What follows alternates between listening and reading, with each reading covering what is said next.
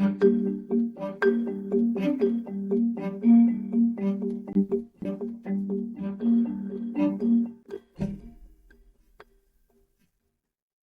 there, and thank you so much for joining Career Code, our podcast with everything about career and how to break into tech, as well as elevate yourself. My name is Angelina, and I'm your podcast host. I specialize in everything go-to-market enablement and sales strategy. I have my co-host here, Yousuf Khan. Hello there. Good to see you. I'm Yousuf Khan, co-host and part-time intern to Angelina. I'm an investor at a partner at Ridge Ventures. We typically invest in B2B software. And prior to that, I've worked as a CIO and a CISO at multiple companies, as well as advising companies. And then in that time, I also happened to lead multiple teams, got to help a number of people in their careers, and then decided, well, maybe I could do a little bit more of this. And this was kind of the genesis of our thinking on this podcast. So Angelina, thanks for hosting. Thanks for putting this together. Thanks so much, Yousuf. Yeah, and to piggyback, this whole podcast idea kind of sparked from Yousuf helping me out on my journey, getting into my next career opportunity and doing some amazing things on the background. I got to experience that firsthand. And I said, hey, if we're doing this on a smaller scale and locally, let's see how we can help the rest of the world. So thanks again for joining in. On this week's topic, I know we talked a little bit about AI last week, but I had recently watched a podcast, and they were talking how AI is affecting the workplace. And so some of the conversations that are circulating is 4-day work weeks because AI can have somebody do the job quicker. Some of the subjects are circulating around the fact that AI is replacing people. The podcast that I listened to, he was, I believe, the founder of LinkedIn. And so that was what was intriguing for me. But Reid Hoffman kind of talked about don't progress with fear, progress with hope. Yes, it might be replacing some roles. Like they talked a little bit about medical assistants because GPT can kind of give you put in your symptoms and then ChatGPT will give you like, hey, you might potentially have this. But he did mention that it isn't going to take away the person-to-person aspect. And even myself being in sales enablement, I've noticed that, yeah, I can push out content quicker, but the ChatGPT and the other Copilot tools that I'm using are not going to take all of my ideas and push them out. I have to be the driver in this lead. So Yousuf, I want to kind of hear what you're hearing in the industry as you're advising, as companies are having this conversation. Like, share your thoughts. Do you think, positions are going to be obsolete? Well, I think the way I look at AI is they've called it artificial intelligence for the longest time. I just look at it right now as something called augmented intelligence. Ultimately, you've got, maybe 500 million people now using ChatGPT. So it's been the fastest launch of a product in a generation. What's consistent that I've heard is, number one, it's very good for idea generation, right? Mm-hmm. So being able to ask questions and be able to get an answer. Now, let's agree that it's not 100% accurate, even that disclaimer is there. But the fact that it is able to give you some level of guidance at a high level for topics that, you and I are not aware of and conscious of, definitely that's happened. So second, I think it definitely augments work for you to be able to, rewrite work, for example, or be able to create a good first draft in terms of just rough aspects of thoughts and putting that together. I think on the replacement side, I think it's still very early days. I just don't think that's the case for quite some time. And I think the reason for that is because that's what happened with change is hard, unfortunately. It can be fast in a number of areas, but it can be hard. I don't think people are going to be comfortable with robotic surgery, especially if it's very, very critical. It may be much more basic aspects of it, but that's, I think, still a long way away. Yes, I think AI and usage in healthcare is a great use case. Probably the most easiest one is to, see the real promise of AI, which is around productivity.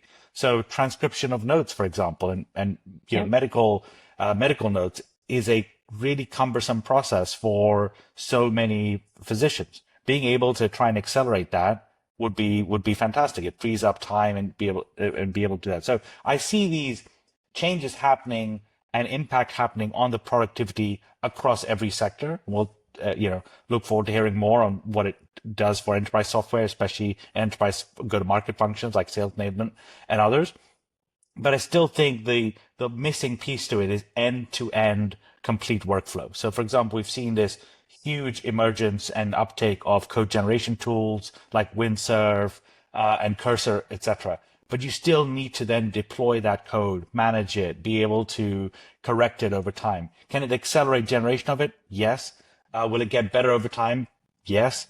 Is it going to be perfect? I don't think so. I think this, markets change, use cases change, industries change quite rapidly, and so ultimately still requires quite a lot of sort of human input. So I think there'll be definitely some changes. Displacement, I don't think we're at. I think it will happen eventually, like it happened with robotics in the factory, but you still have humans in factories still being able to sort of produce work. And I think that's kind of important to be able to think. I love the fact that you mentioned on factory, because as you're speaking, the thought in my mind that was circulating was, I don't know if you've ever heard this in the past, but we had an industrial revolution. And over the course of I started hearing this term about 8 years ago, but I think it's been kind of happening early 2000s. But now we're in the technological revolution, where if you kind of go back, people on the farms used to work on their own property, land, produce their food. They had chickens, cows, and they were used to going to work when the sun comes up and the sun goes down. Then when like manufacturing facilities happened and then the industrial revolution happened, people were now going into a facility working, and it changed the way people did their day to day.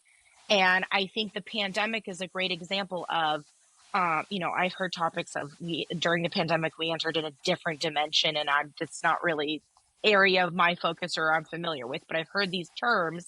But in a sense, I do feel like the world had a significant impact with the pandemic transitioning into this technological revolution. Companies are hiring in different states, in different countries. They're able to access talent kind of more widespread, which does give more competitive, I don't know if it's edge or kind of a delay, but more people have access to talent nowadays. And I think that it doesn't limit people like, hey, I have to move my entire family to this one city to be able to be successful and bring my ideas. Now, I do want to say that we're never going to take away the concept of like brainstorming together. When you put this podcast as an example, when you put people in the same room together and able to kind of bounce each other off ideas and the energy, the workflow, I don't think that will go away completely, but it is very interesting to kind of see all of this unravel. Well, I mean, I think so what you'll notice is even the biggest companies with the biggest budgets who are super focused on AI are saying you got to come back to the office 5 days a week. Yeah. Right? Yeah. They may be having some layoffs, etc., but there's still something to be said about that. And for what it's worth, I don't want this podcast to be replaced by AI. Angelina, I actually like talking to you and our guests. So let's stick with that for now, right now. Well, Yousuf, when the podcast blows up and we have to pump out an episode every day, I might have to create my own avatar. Who knows? No, never. I disagree. I can't do it. No, never. Love it. With that being said, being able to bounce brilliant ideas off of one another. And of course, the whole preface of the podcast is not just yours and I ideas, but bringing other people on. I want to introduce our next guest. Her name is Audrey Bellis. This guest is so near and dear to my heart because I came across her as well through my career journey, and I have become friends with her. She's kind of been a little bit of a mentor and influence in my life from a sales enablement perspective. Audrey Bellis, I applied for this company called ServiceTitan. I didn't really know much about the company, but just her tenacity, her directness, and her mindset was really what was interesting to me. And I don't want to gatekeep her because I think she has so much knowledge to share. On top of Audrey being an amazing director of sales enablement, she's also an amazing mom, and she's pursued and received, Audrey, correct me on this, but a paralegal degree, correct? Yes, I have a certificate for a paralegal program, and I'm a second-year law student. Yes, so brilliant minds, and I'm so excited to have her on our podcast. Audrey, I'm going to preface, guys, Yousuf and Audrey have not met up until today. I have had the luxury of being able to keep in contact with Audrey and befriend her, but Yousuf and Audrey's, this is first time. So Audrey, can you kind of tell us a little bit about your journey and tell us about how you started? Did you see your career path ending up at ServiceTitan? What has transpired in the past couple of years? And let's inform Yousuf on your background. Yeah, thank you for having me. I definitely did not imagine I was going to end up at ServiceTitan. If you'd asked Audrey 6 years ago, I would have told you my entire career has largely been self-employed, consulting, very active on the go. I call that my ego-driven era. A lot of conferences, a lot of stages, and picturing me today would have been totally foreign. Also, the fact that I live in the suburbs. I was Miss Downtown LA. I lived downtown. My whole world was placemaking and city building, and this pace of life has been very different for sure. I landed at ServiceTitan on accident, to be honest. I had a person who used to follow me, go to events. I had spoken at her company and we'd stayed in touch, and she had reached out and said, hey, I at the time was leading our SDR organization, and said, will you come do a workshop for them? I was a sales performance coach. I had several companies on retainer, and in our conversation, I just happened to be vulnerable and share with her that I was becoming a single mom and that I was actually exploring an opportunity to go in-house with one of my customers. And she said, I would have never thought that for you. I said, I don't know what's ahead, and I think I need like a transition year. And she said, we have this new thing called sales enablement. And I said, well, I don't know what that is. So I Googled it. And she said, I need to introduce you to somebody at work. We're hiring for this role, and I think you would be perfect. It's like what I'm asking you to do for my team on a workshop basis, but all the time. This is you. And I don't know, fast forward about 35 days later, I signed my offer. I started at ServiceTitan, and then 6 weeks after that, the pandemic hit, and my entire business and former industry went under. Because I was in conferences and events and workshops. I was on stages every single month all across the country, and none of that existed anymore. And here I was at ServiceTitan, learning something new in an industry that was essential during the pandemic, and we exploded. And ServiceTitan is the gift that I didn't know I needed, that continues to keep providing and bringing new skills, new adventures, and I wouldn't trade it for the world. I've been at ServiceTitan 5.5 years. I hope to be here another 5.5 years, celebrating, a decade of growth in our journey. And congratulations on, joining a company, both, first, congratulations on a career trajectory, but also amazingly joining a company pre-IPO, and then being part of going public. I mean, that's the dream for a lot of people working in tech, and so well done on that journey. How does it feel? It is surreal. I had the pleasure of going to our IPO. I remember when my chief revenue officer called me one day out of a meeting that we were both supposed to be in, and I see his name on my cell phone. I'm like, oh goodness, let me answer this. And he said, what are you doing on December 12th? And I said, I don't know. What am I doing? He said, you're going to be in New York. You can't tell anybody you're going, so pack a suitcase and figure that out. Amazing. It was so surreal. Even now I look back at that, and that 72 hours feels like a dream that never happened. Lots of tears. Even now I get pretty emotional that we had the opportunity to do that, because there are many people, like, I don't know if you could ever repeat that. I'm always in shock at companies, people that have been able to do it multiple times. But it is an incredibly humbling experience. I love that.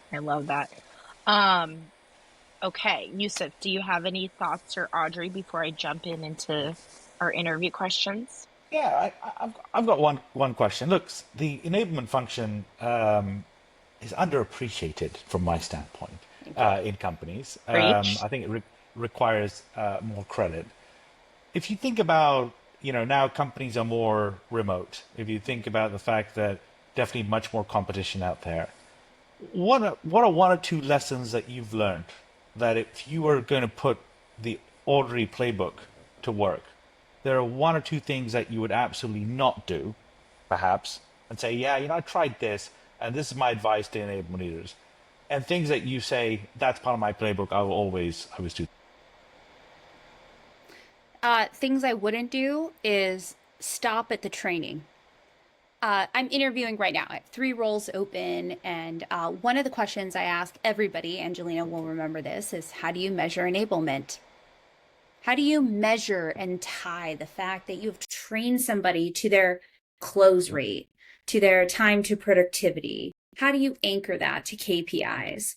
And I hear things like, oh, we took surveys, we measured NPS. And I always say, that's just scratching the surface. That's nothing to me. In fact, I expect people to show up. It's only a measurement of, did I listen long enough to retain the information and pass a quiz? It doesn't evaluate deeper levels of knowledge. And so I think it's really important for companies to make sure they're applying learning principles, adult learning theory, that we are focusing on participant-centered learning, and meeting our people where they are, and not making people show up to Zooms as though we were showing up to the office and sitting in a conference room watching a million slides.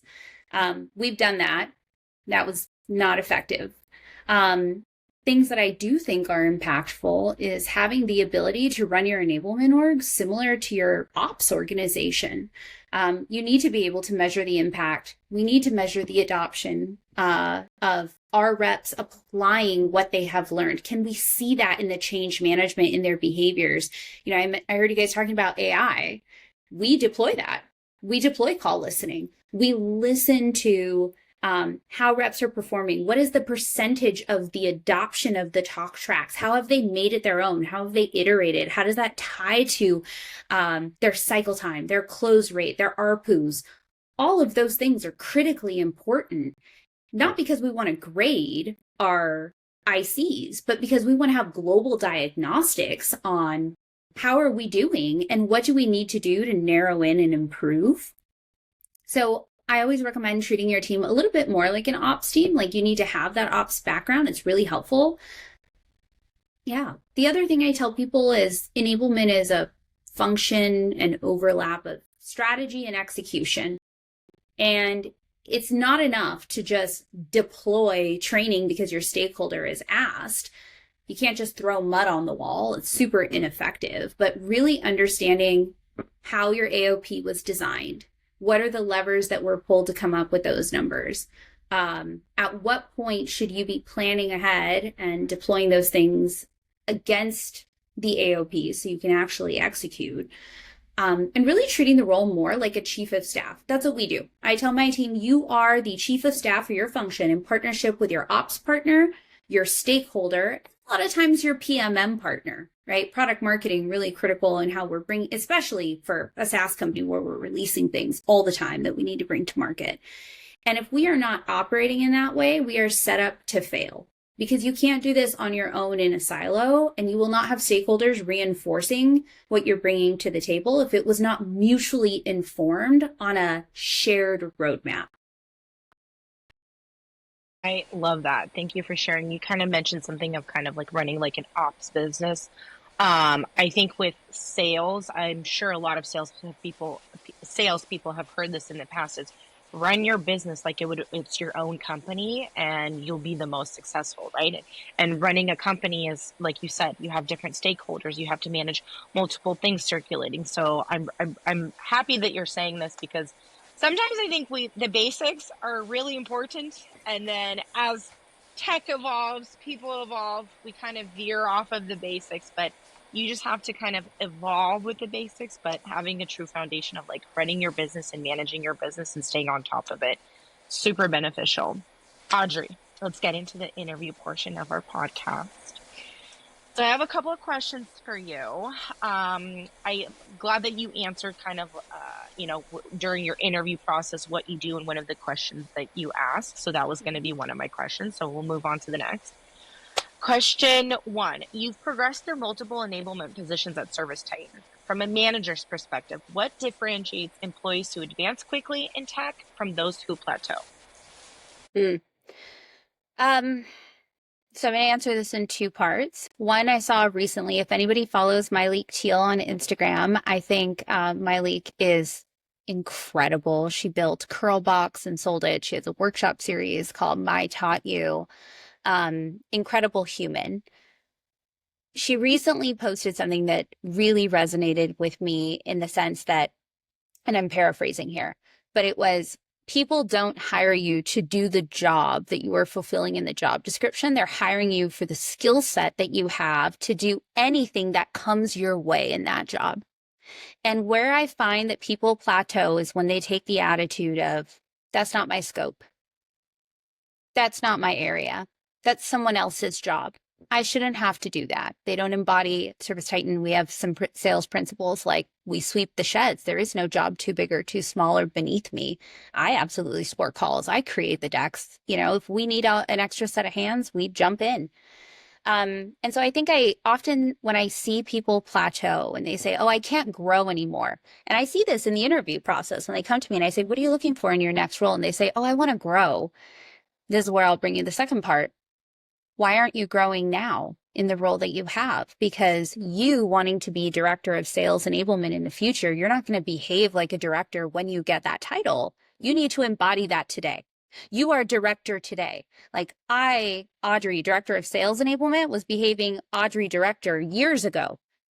One, the title will catch up to you, but two, nobody is going to believe or have the confidence of your ability to do that role if you don't demonstrate it. And if you're not flexing those skills and building that muscle, you will fail when you get the job. You're chasing the ego and the title instead of, do I have the sustainability to do this today? Yousuf, what are your thoughts? Do you agree with Audrey? I do agree. I think one thing that's super interesting that how do you build a culture around that? You know, I think this is like this. There's a lot of change that's required for people to sort of think in those like. Could you maybe give us maybe one anecdote, like you had this conversation with a particular team member, or I don't know, maybe it was attitude alignment or something. Put it diplomatically. One of our other sales principles is entitled to nothing and grateful for everything. I think I live Amazing. that. I love that. I do too. I'm, first generation immigrant daughter, and we grew up with that in our family. Very much so. It is, you are lucky to be where you are and have the things you have because somebody fought really hard for them. When it comes to culture and the team, I look for that when we're hiring. I look for that as a fit. And I also try to foster that as considering the work that comes our way. Now, it's important to have boundaries, right? Sometimes you're going to take on projects that are outside of your scope. If somebody else on the project is not picking up weight, I think of college, right? I hated group projects. The controlling type A perfectionist in me absolutely hated to trust other people to do their work. It's a something I had to overcome when I was a early stage manager of like, I got to trust people to do things, and not do it all myself. When it comes to the culture of the team, though, I really encourage people to think of it as a mentor described to me as these are bullets on your resume. You doing this project today doesn't mean you need to do it all the time, but it shows that you have the capacity to flex, to learn something new. And it's a bullet on your resume for the next role. And that next role may not be here at this company. It may be somewhere else, but that pilot that you stretched and ran did something. That helped you provided enablement to be a subject matter expert when we totally overhauled our new hire program. Yes, I asked something of you, but I'm also giving something to you, because I'm going to do the measurement of that and you're going to carry that forth. And I'll tell you, everything I have in my career where I have grown is not because I did my job. It's because I did something a little bit extra and I had the opportunity to network with somebody outside my scope. I created an advocate somewhere else who said, when this project comes up, I know who I'm going to call. I'm going to call Audrey. I'm going to call someone on Audrey's team because Audrey's team does these things. They're everywhere. In fact, I had somebody tell me that last week. They're like, oh my God, you're everywhere. Okay, maybe we're just the glue. I love that. I'm happy to be in a lot of places, especially when it comes to defensibility in today's job market and career. My job is to be valuable to you, my customer, my function, my business, and make sure I'm bringing something of value to you that you then take on to our end user, to our customers. Because if we're not doing that, I'm failing you at every step. Absolutely. I love that. Kind of piggybacking on, being everywhere. I think sales enablement in general, I have interviewed over multiple different companies, and sales enablement means so many different things in every company. It's so interesting to observe. What would you suggest for people wanting to either get into sales enablement or are already in it, but they're looking for a different opportunity and they're facing kind of similar situation that I just commented on? Hey, these are their functions, and this other company is looking for someone who's done a couple of other things in addition to what the core functions are. What would you suggest for viewers transitioning into sales enablement or taking a lateral move? Like, what qualities should they have? It could be soft skills, it could be hard skills. Like, what are your thoughts? I love that. I was going to ask you kind of some tips at the end, but I'm glad that you're kind of thinking about it and bringing it to our listeners. I appreciate the knowledge, and I appreciate you opening up and kind of being vulnerable and sharing, your journey and everything. I want to pivot a little bit, and let's pick Yousuf's brain. Yes. So you guys, again, we're going to reiterate just because we're kind of getting everything up and running, is Audrey and Yousuf have not had a conversation prior to meeting on our podcast today. And Yousuf, being the person that he is and being the background that he has his magic sauce, his career code is being able to read people and give them any advice, whether they want to make a lateral move, get a promotion, maybe rebrand themselves, revamp themselves. He's on the board of multiple companies and he sees this every day. And this is why I love working with Yousuf. He's the fly on every wall, that it's the wall that you want to be in, or the rooms that you want to be in, is what I want to say. But Audrey, I know you were able to prepare some questions for Yousuf, so you guys take the stage. Yeah. Okay, Yousuf. So one of the things, and you called it out, ServiceTitan, rapid growth. We exploded. I joke that we always live in that same fast vibe.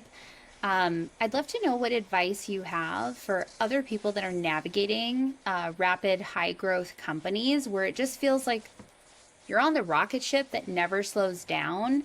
I hear people joke about, oh, we're building the plane while it's flying. That scares me. How can companies and people that are working for those types of companies create a sense of stability and navigate that kind of change management when it feels like you're just flying by the seat of your pants? Great question. So first of all, congratulations on a great track record and a great career. And I think I've taken a bunch of mental notes, and I will be trying to apply those with some of my companies. So stay tuned, and it's great to meet you.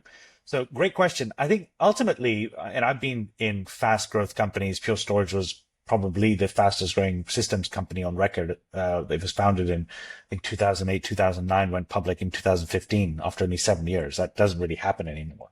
And so I saw that firsthand. I joined them when they were several hundred employees, under 1,000, and then went to, several thousand. I would advise a couple of things. One is to ask the question, not necessarily the common question in Silicon Valley is always the same thing, which is, does it scale? I think the biggest question is, does it work in the long term? Right. And I think people forget to ask the question. Because what you're doing right now as this company is growing, you really need to ask whether this is going to work in the longer term, right? And what that means is you have to have a mindset of saying there are going to be other people who are going to join this team. There are other people who I'm going to partner with in different countries, in different regions. How is this going to work, right? If you continue to be optimistic about a company's growth, therefore the best way to contribute to it is not to try and spend months trying to fix something. If you actually take a little bit of a step back to actually understand what this may look like, does it work in the longer term? Does it work for somebody else? I think that's one big piece of advice. The second is honestly taking a greater account on constantly reiterating. I think the mistake that a lot of companies make is, and this, I've had this as a CIO over the course of, overseeing systems. And, you and I, all three of us have been involved in, working on companies like Salesforce and others and having to re-architect systems and be able to rebuild them. The reason that happens is because you just keep changing stuff. And then it comes to somewhere down the line that a company makes an acquisition, brings a new company in, or has basically introduced a new set of products, or has changed a whole different market strategy, and the systems are not set up for it. So kind of, I think it's important. And remember that the systems piece is not just an IT responsibility. That's a partnership responsibility for everyone. You talked about how you measure enablement. You need the systems in place to be able to measure that. I'm very sure that you do not want to be able to do that through a manual process and otherwise. I think the third Absolutely thing is, not. yeah. All right. And I think the third thing I would probably say is, what are you not going to do? Right. I think the problem is, I think focus, and this is probably a theme that I come back to over the course of the last year or so, with all of the change that's kind of happening in the industry. You actually do need to think about what you're absolutely not going to do. And what that focus means is not what you basically are like, well, I'll deprioritize, what you're just not going to do, right? Because ultimately the question really comes down to is what's going to add the most value. If you're on the rocket ship, that's great. But just remember, you're not the only company that's a rocket ship. Everybody else is as well. They're all, your competitors are going to do that. And so one of the lessons I would say is, how do you continue to win? And I think part of that is you focus on very, very specific areas that you can do really, really well, which will add the most value. So that's the advice I would give. I love that. I love that. Thank you, Yousuf. Yeah. I could see Audrey's, like, as Yousuf is talking about pain points and challenges, I could see it in your facial expression. You're like, yep, we've gone through some of that. Yes. And I can see the nodding, and I'm like, yeah. We're all on the same page. Yeah, we've acquired a few companies over the last few years, and I've had the rare privilege of getting to participate in their integration of systems, of people. You talk about blending systems together, especially when you're navigating change in your own native system. It's like change on top of change on top of change. Good luck. I joke that all I do is change management. And I joke that I should have become Salesforce certified because I know CPQ like the back of my hand in ways that I never thought I would. Well, if we ever decide to do a podcast on CPQ, I think we'll be able to do that, but let's not do that just yet. But yes. We both, all three of us got experience in that one. Yeah, that's definitely a lot of work. But you did spark something else for me. You talked about, the transition, about what will work long term. I think that really translates to people in their career. And I'm curious what advice you have for people to create a defensible career, whether it's in the company that you're at so you don't get let go in the next reorg, or if you are out in the marketplace, you're looking for a new job, because sometimes layoff, it's not personal, it just happens, right? Companies change, priorities change, the role that you're in. Like, what can people do to be more defensible in their career to ensure that they have gainful employment all the time, or they're desirable to be hired? Two aspects. One is to demonstrate and continually learn. So I think that's super important. So you, for example, are deploying AI into your enterprise. That definitively gets you into a place where you are very marketable and attractive to a number of companies because you have thought about the next generation of the stack. So learning is actually super important. I think the second piece is you've got to be able to fix or resolve or deploy one major change or fix a problem that applies, which has the biggest impact in the company. I think a lot of people miss this as an opportunity. I think in a very competitive workplace, for you to be able to truly stand out, I don't think it's going to work if you're able to do your existing work really well. I think you need to look at a major challenge that exists within a company where you are able to participate. As long as you are able to participate, you may well determine that your role, just by level of your participation, your focus, your energy, your dedication of extra time or otherwise, that will basically determine for people to come to you. So creating followership is important. That is important because when people, first of all, I think it's a skill that people need to learn to develop. Like ultimately you want to be able to lead, you need to be able to learn how to lead, and it may be don't need to lead 100 people, but you do need to lead a change. So the advice that I give to everyone, irrespective of where they are in the career, is think about one major problem and look to see how you can drive solving that problem. And I think that's really, really critical. And I think that really will help anyone, in my viewpoint, in their career. But because if you think about it, when you're asked if you apply, and in this, Angelina and I've talked about this and previously, that the number of people applying for jobs, I'm sure you're inundated for the roles that you're looking to hire for. The question really comes down to is, honestly, where does somebody stand out? And if they're not able to if there's no clarity of where they've been able to solve a major problem, I think that's a bit of a problem, from my standpoint. I think the thing that you said actually is important is I think communication skills are super important. And so I think not everybody gets the opportunity to, some of us have had to be on stages and seminars and be able to talk about on podcasts or otherwise. But being able to build your communication skills and articulate that is super important, and to be able to build that skill. And that's not just how you can do resume building on LinkedIn. I think it's really about being able to articulate that in a conversation. So that's the big advice I would give. I think, Audrey, you definitely have been able to work through your career and build a track record, be able to talk about that, not just in this podcast, but I can clearly see that. And so I think a lot of people can learn from kind of your story. And I love Yusuf's advice of kind of like communication. And Audrey, there's something that you said earlier in our conversation is kind of doing projects with other people, putting yourself in the deep end in areas that you're not too familiar with. I'm going to give advice, but not necessarily of like solidifying your career within the company, but more so of like solidifying your brand within the company and connecting with other stakeholders. Like, I love that you spoke to that, Audrey, is like taking on projects that aren't within your scope, because in the market that we are in today, and let's be real, like Audrey mentioned, Yousuf mentioned, things are going to happen. People are going to get let go.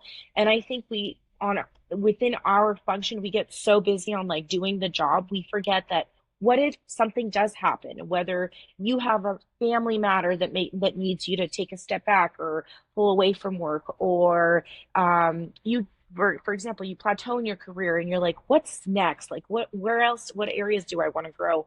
I think my word of wisdom is brand yourself and network with people within your company and not just within your scope, because you never know when a person transitions into another company, they might drag you along. And to your point, Audrey, you didn't seek out ServiceTitan. It kind of fell on your lap.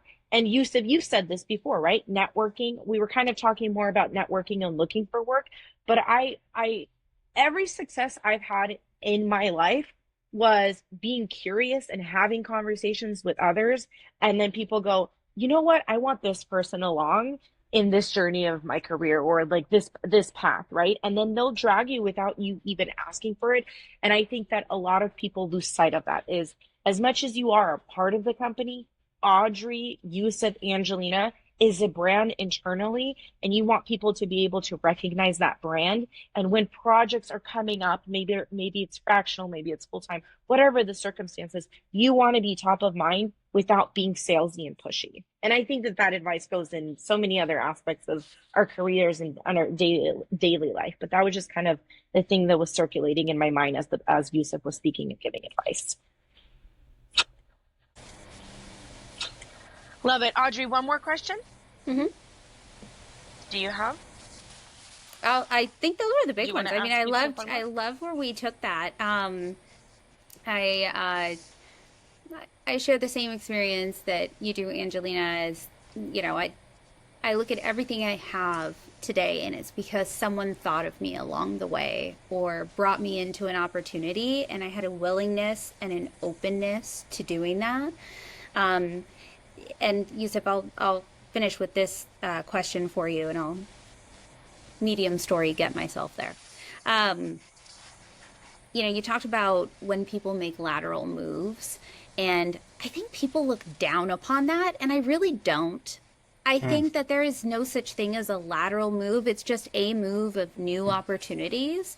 But sometimes, like, even when you're, as a manager, if I'm looking for somebody to come to my team, it's like, okay, it may be lateral in title or at pay rate, perhaps. But if you're thinking about it, but think of where the opportunity and trajectory might be to grow, to explore a new skill set, to expand. Yousuf, what do you think about lateral moves? Do you think that they're ill-advised on people's resume, or do you think that that there's positivity there?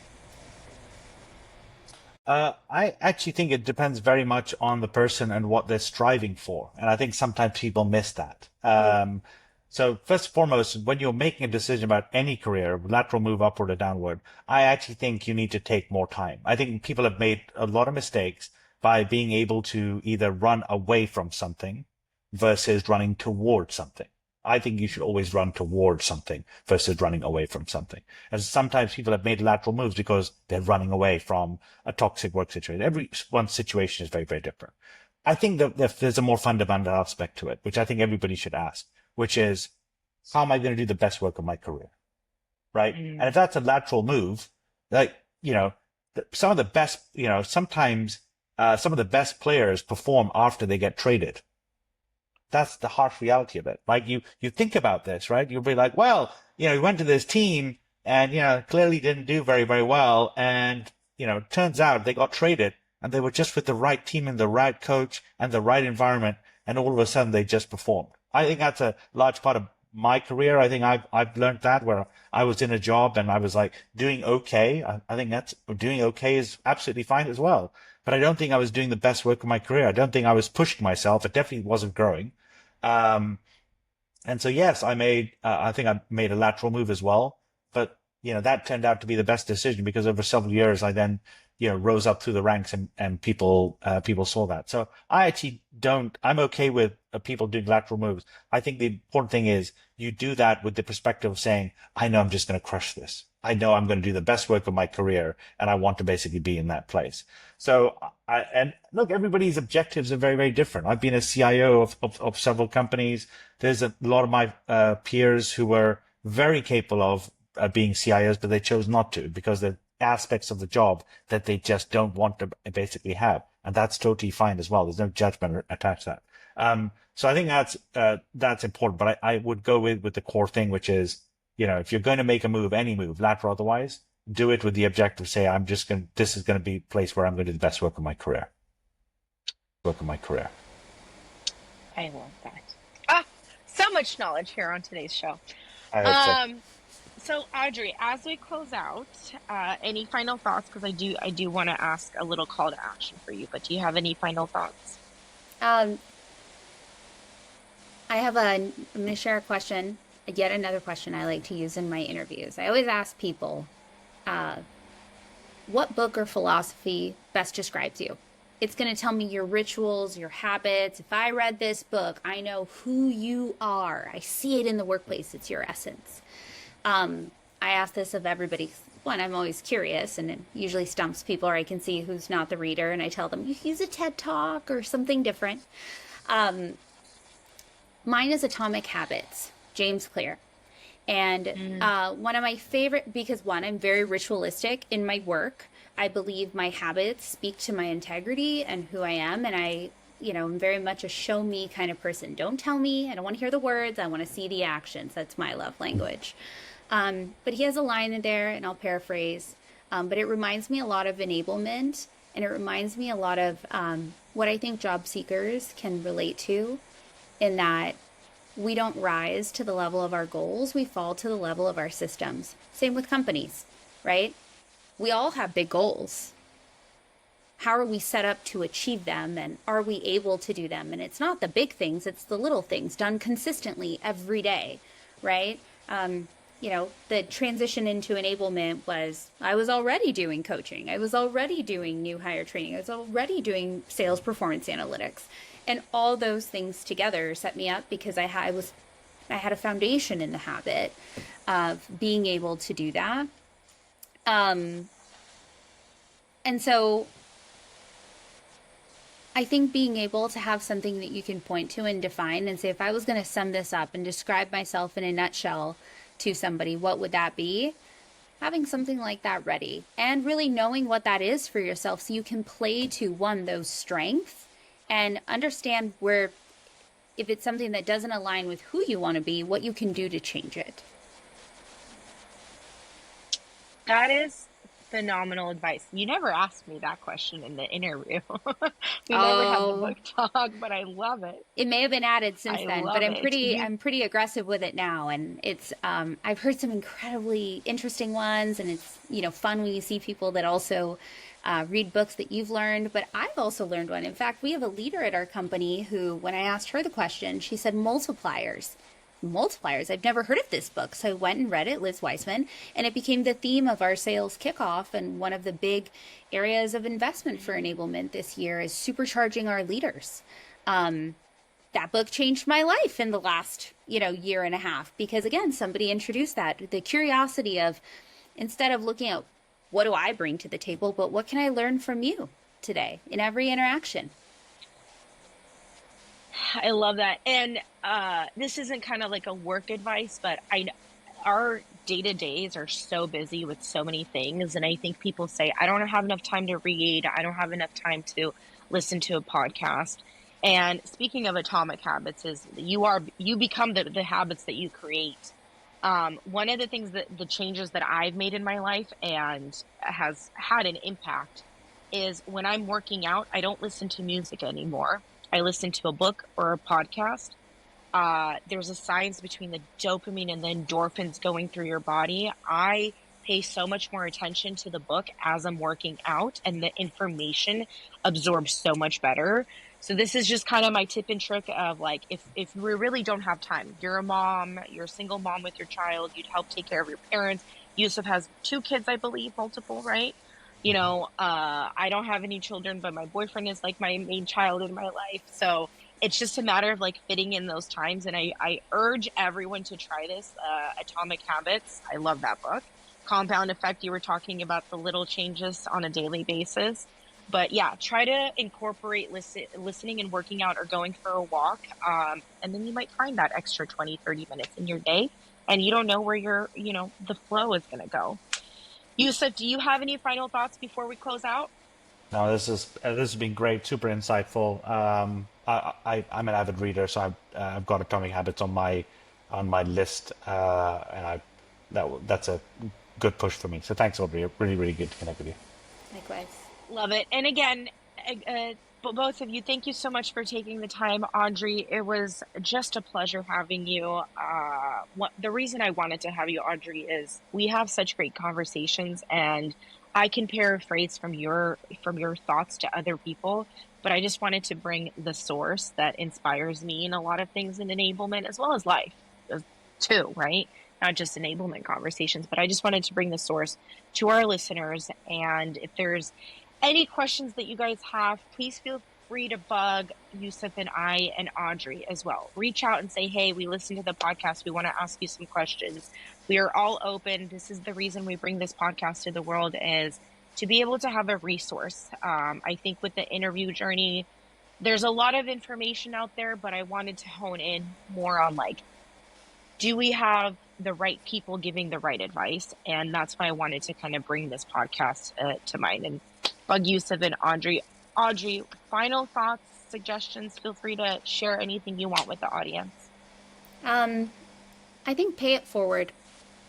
We've all talked about how we've all been the beneficiary of that. When you see your friends laid off, don't wait until they get laid off and they need to ask you for that LinkedIn recommendation. When they do something that you recognize, document it, send it to them, put it on their LinkedIn.